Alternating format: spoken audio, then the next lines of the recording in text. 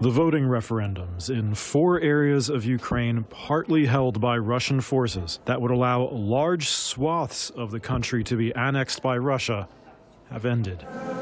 And Russian state media is saying that the preliminary and partial results are an overwhelming yes for at least 96% of voters.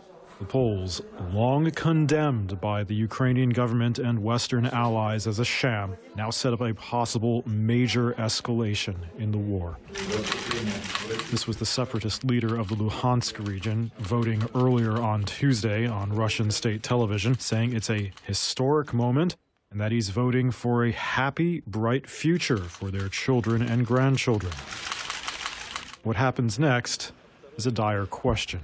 The regions taking part make up about 15% of Ukrainian territory, and the exercise paves the way for Russia's President Putin to portray any Ukrainian attempt to recapture them as an attack on Russia itself.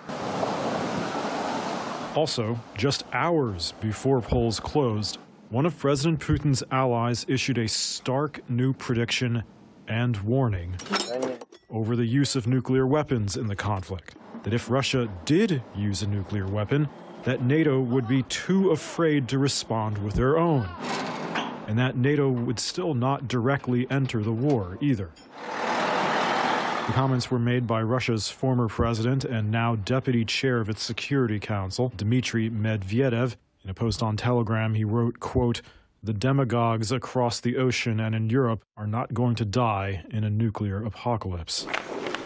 Russian government officials, including Medvedev, have repeatedly warned that they might use nuclear weapons to defend newly annexed territory, although this is the first time he's predicted that NATO wouldn't retaliate in this way. NATO and the U.S. haven't detailed publicly how they would respond to a Russian nuclear attack on Ukraine, but a White House advisor has said Washington had spelled out to Moscow catastrophic consequences.